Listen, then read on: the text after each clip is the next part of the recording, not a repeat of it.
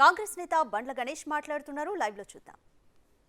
మాజీ రాష్ట్రపతి గారు వస్తే పోయి పలకరించి నమస్కారం పెట్టి ఆయన సంస్కారం చాటుకున్న గొప్ప నేత రేవంత్ రెడ్డి గారు. రేవంత్ రెడ్డి గారు యువకుడు, ఉత్సాహవంతుడు, ప్రజల కోసమే, ప్రజా శ్రేయస్సు కోసమే, ప్రజల బాగోగుల కోసమే, తెలంగాణ ప్రజల కోసం పోరాడుతున్న వ్యక్తి ముఖ్యమంత్రి గారు.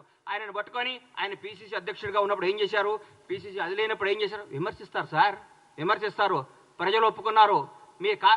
మా కార్యకర్తలందరూ మా ఇంటనే ఉన్నారన్నారు నా హరీష్ అన్న.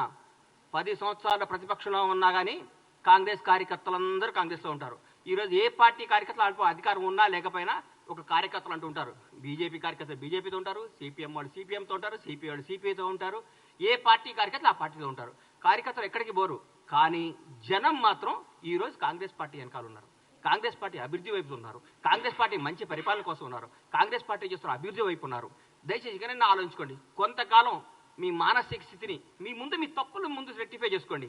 అప్పుడే 30 రోజులు అవ్వగలదు తట్టుగా ఇవాళ చెప్తున్నా. రాష్ట్రానికి రెండో ముఖ్యమంత్రి రేవంత్ రెడ్డి గారు రాబోయే ఎన్ని తరాలు ఉంటారో, ఎన్ని రోజులు ఆయన పేరు గుర్తుంటుందో మీరు గుర్తుపెట్టుకోండి. నేను చెప్తున్నా, కాంగ్రెస్ ప్రభుత్వం ఈరోజు అందరికీ అందుబాటులో ఉంది. డైరెక్ట్ సెక్రటరీకి వెళ్ళిపోతున్నారు సార్. ఎవరు పడ్డా ఏ సమస్య ఉన్నా సెక్రటరీకి పోతున్నారు. ఏ సమస్య ఉన్నా ఒక మంత్రి గారిని కేక్ వాక్తో కలుస్తున్నారు. ఏ సమస్య ఉన్నా ముఖ్యమంత్రి గారి దగ్గర పోతున్నారు. ఇంతకంటే ఏం కావాలి సార్? సెక్రటరీకి ఎవరైనా వచ్చారా సార్? మీరు కట్టిన ఈ ప్రగతి సెక్రటరీకి ఎవరైనా ఒక్కరు రాగలిగారా సార్? గేట్ల కాడ బంద్ చేపిస్తారు మీరు, గేట్ల కాడ మూపే చేస్తారు మీరు. మీరు ఏందో మాట్లాడదు. ఎందుకు సార్ మీరు ఎందుకు మీరు ఇంత టెన్షన్ పడుతున్నారు? ఎందుకు? మరీ ముఖ్యంగా హరీష్ రావు గారు, కేటీఆర్ గారు అయితే వాయమ్మనే వాయం ఆగం చేస్తున్నారు సార్. పెండ బిసినట్టు పిలుస్తున్నారు. ఎందుకు సార్? ఆగండి, కొద్దిగా ఆగండి సార్. విసుకకండి కొంతకాలం. మిమ్మల్ని మీరు చెక్ చేసుకోండి, మిమ్మల్ని మీరు చేసుకోండి.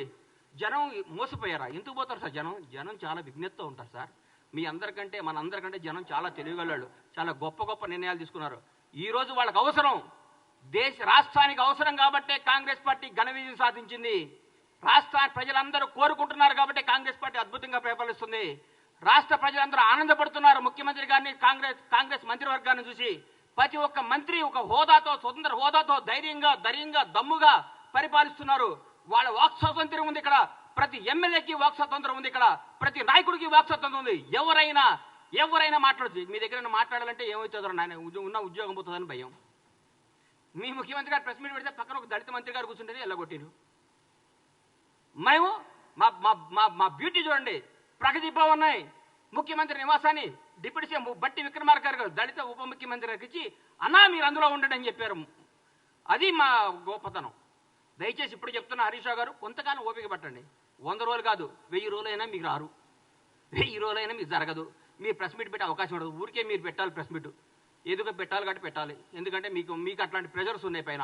ఏ ప్రెస్ మీట్ పెట్టు అలా తిట్టని మీకు ప్రెజర్స్ ఉన్నాయి కాబట్టి ఆ ప్రెజర్స్ని తట్టుకోలేక మీరు పెడుతున్నారని నాకు అర్థమైంది. మీ మనస్సాక్షిలో మేము బాగా చేస్తున్నామని మీ మనసుకు కూడా తెలుసు. మీరందరూ మా ముఖ్యమంత్రి గారిని, మా ప్రభుత్వాన్ని మెచ్చుకొని మమ్మల్ని ప్రోత్సహించి ప్రజలకు మంచి చేద్దాం, ప్రజలకు అద్భుతాలు చేద్దాం, ప్రజలకు ఫలాలు అందిద్దాం. కానీ మా 6 గ్యారెంటీలు అమలవుతాయి. మా 6 గ్యారెంటీలు అందరికీ వస్తాయి. 100 రోజుల తర్వాత ముఖ్యమంత్రి గారు, మా కాంగ్రెస్ ప్రభుత్వం చెప్పినట్టు, మా రాహుల్ గాంధీ గారు చెప్పినట్టు, మా ప్రభుత్వం చెప్పిన అన్ని కార్యక్రమాలు అమలు చేస్తాం. మీలాగా అబద్ధాలు చెప్పం, మోసాలు చేయం, తప్పులు చేయం, బంధుప్రీతి లేదు, రాగద్వేషాలు లేవు, నిజాయితీ పాలన ఉంది. మీరందరూ కొద్దిగా ఓపిక పట్టాలని మనస్ఫూర్తిగా కోరుకుంటూ సెలవు తీసుకుంటున్నాను. Thank you.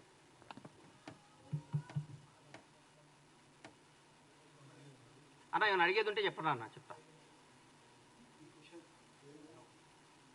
థ్యాంక్ యూ అన్న, నమస్తే.